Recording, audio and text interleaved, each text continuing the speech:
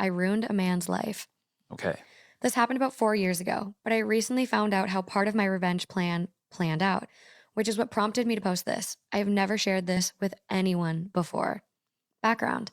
My mom has been best friends with Eileen, not her real name, since they were both kids, and Eileen has kind of been like an aunt to me. About 5 years ago, Eileen's husband, of more than 25 years, surprised her by asking for a divorce. Eileen lived about 6 hours away from my mom at the time, and I lived out of state, so I didn't find out everything went down until a few months after their divorce was finalized. Unfortunately, Eileen's life kind of spiraled out of control after the separation/divorce. She developed depression and a drinking problem. But my mom and some other childhood friends were able to convince her to move back to her hometown, and they convinced her to go to rehab.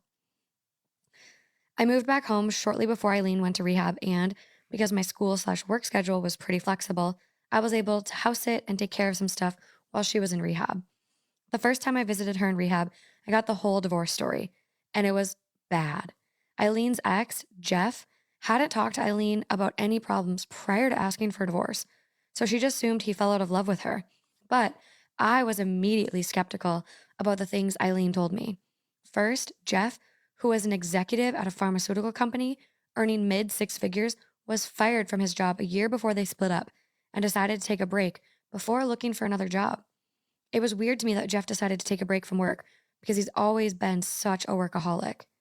Eileen hadn't worked in years because of a disability, but she has some property and a trust her parents left her that lets her live a comfortable life without working. Jeff and Eileen lived off money from the trust while he was unemployed. Then, after Jeff said he wanted a divorce, he refused to go to couples therapy or talk about why he wanted the divorce. The only thing he would say was that they had grown apart and that he was sick of being with a woman like Eileen. He said Eileen's mother was right about her.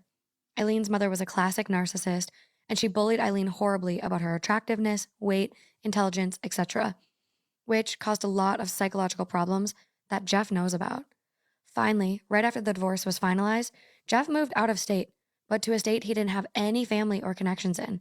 Jeff's parents are still alive and in their 80s/90s, and Jeff is pretty close to them. So it didn't make any sense to me why Jeff wouldn't move to be closer to them if he wanted to move after the divorce.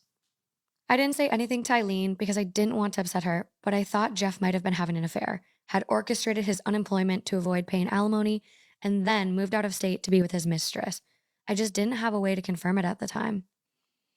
Next, bold title, Yeah. The Investigation. Then Eileen asked me to look for a box of Jeff's stuff he had asked her to hold for him until he moved into his new apartment. She told me all the info on the box.